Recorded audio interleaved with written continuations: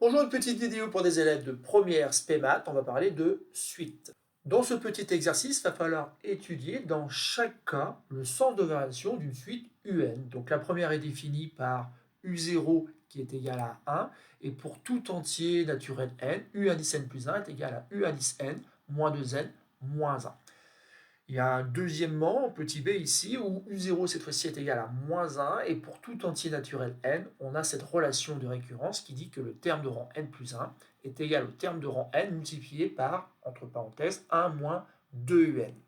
Ce petit exercice est très classique, c'est un exercice qu'il faut maîtriser, donc je vous demande d'appuyer sur pause et d'essayer de répondre à cette consigne avant de lire la suite de la vidéo où vous aurez une correction de cet exercice. Alors, passons à la correction de cet exercice. Et parfois, mes élèves, je leur demande de faire une conjecture sur le sens de variation d'une suite. Ici, cette suite-là ne me semble pas très compliquée et il me semble assez facile de deviner quel va être le sens de variation de cette suite. Mais malgré tout, je vais calculer les premiers termes afin de faire une conjecture sur ce fameux sens de variation. Je calcule donc le terme U1 et je l'obtiens en remplaçant les n par 0 à gauche et donc aussi à droite. Donc j'ai cette relation-là, U1 est égal à U0 moins 2 fois 0 moins 1.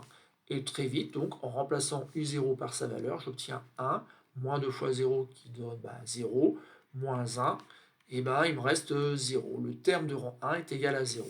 Je vais calculer le terme de rang 2 en remplaçant n par 1, et j'obtiens cette fois-ci que U2 est égal à U1 moins 2 fois 1 moins 1. Sauf que U1, je viens de l'obtenir, c'est 0.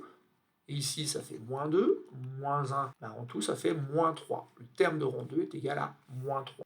Et enfin, si je n'ai pas trop deviné quel était le sens de variation de cette suite, je peux, entre guillemets, m'amuser à calculer donc le terme de rang 3 en remplaçant n par 2.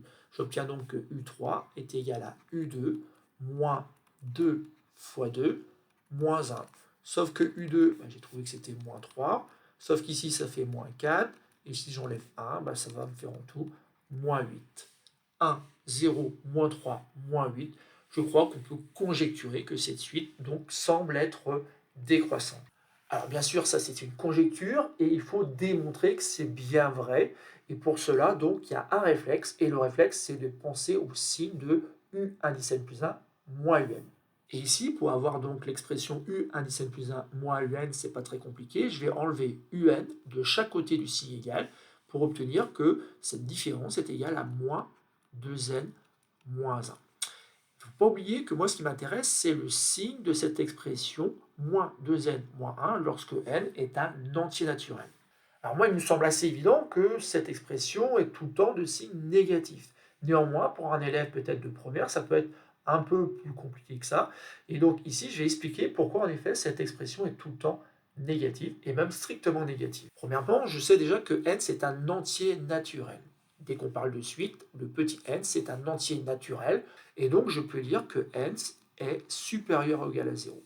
Et le but après, c'est de trouver le signe de cette expression. Donc il y a plusieurs façons de le faire, mais le plus simple, c'est de se dire, voilà, je pars de n supérieur ou égal à 0, et je vais regarder quel est le signe de moins 2n moins 1. Pour cela, j'ai multiplié par moins 2 des deux côtés, donc j'ai moins 2n d'un côté, et de l'autre côté, j'ai moins 2 multiplié par 0. Alors bien sûr, je n'oublie pas qu'en multipliant par moins 2 des deux côtés, je suis contraint de changer le sens de l'inégalité. Et donc j'obtiens moins 2n inférieur ou égal à 0, sauf que notre expression c'est moins 2n moins 1. Je vais donc enlever 1 de chaque côté, donc ça fait moins 2n moins 1, inférieur ou égal à moins 1. Donc cette expression, elle est tout le temps inférieure ou égale à moins 1. J'en conclus qu'elle est tout le temps inférieure strictement à 0. Et si vous vous rappelez un petit peu de ce que vous avez noté dans la partie cours, dire que pour tout entier n, U indice n plus 1 moins U indice n est inférieur strictement à 0, ça équivaut à dire que la suite UN est strictement décroissante sur grand N. Alors pourquoi moi je disais que c'était assez évident au départ? Tout simplement parce que si vous avez en tête que n est un entier naturel, donc il est positif, c'est vrai que le multiplier par moins 2, ça fait obtenir une quantité qui est négative. Et si vous enlevez 1, forcément, vous êtes sur quelque chose qui est strictement négatif. Et ensuite, ici, ça se voit, puisque en fait, la relation de récurrence dit qu'on a un terme de rang n, et puis on doit faire moins 2n moins 1, donc finalement, on enlève une quantité qui est forcément positive, et ça nous donne le terme d'après. D'ailleurs, cette quantité qui est là, moins 2n moins 1, ce n'est rien d'autre que l'écart qu'il y a entre deux termes qui se suivent.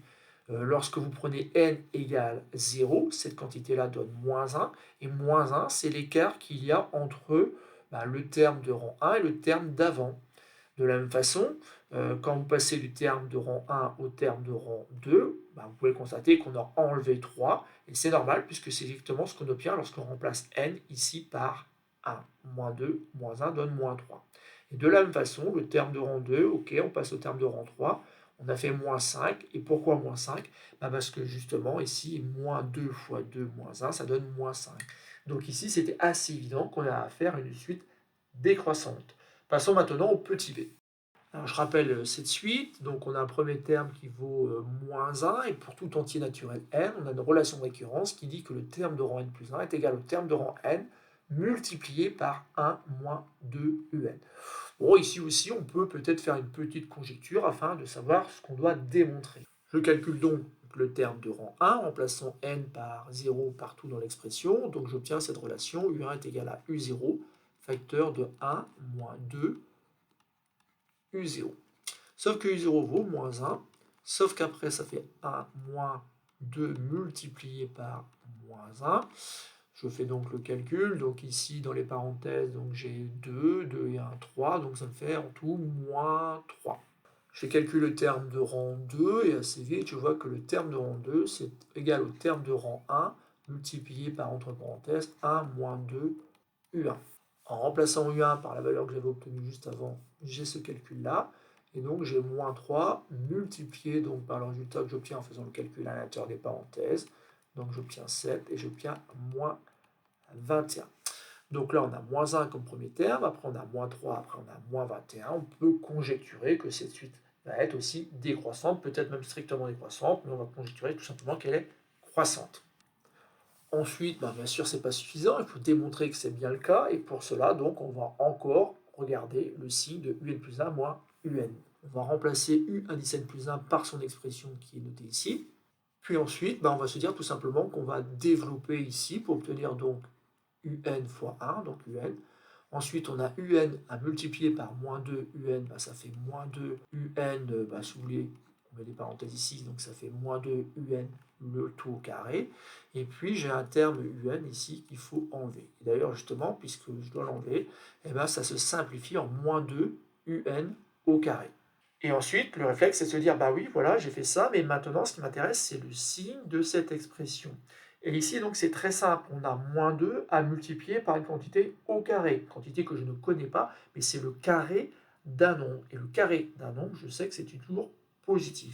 Un, le tout au carré, c'est forcément quelque chose qui est supérieur ou égal à 0. Mais si je multiplie par moins 2 des deux côtés, j'obtiens que moins 2 multiplié par un au carré devient inférieur ou égal à moins 2 fois 0, autrement dit 0.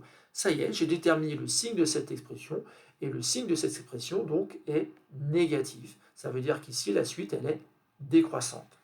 Alors ici, je n'ai pas conclu qu'elle était strictement décroissante, car il n'est pas facile pour moi de dire si c'est vraiment inférieur strictement à 0. Il est possible que ça soit le cas, et ici en effet c'est peut-être le cas, mais il faudrait dire que tous les termes de rang n sont bien différents de 0, et donc quand j'élève au carré, ça serait strictement plus grand que 0. Donc en première, on se contente de cette conclusion, la suite un est décroissante sur grand N. Voilà, c'est tout pour cette petite vidéo. Le réflexe à avoir, c'est peut-être de faire une petite conjecture afin de savoir un petit peu ce qu'il va falloir être capable de démontrer. Et puis après, pensez à regarder le signe du terme de rang n plus 1 moins le terme de rang n.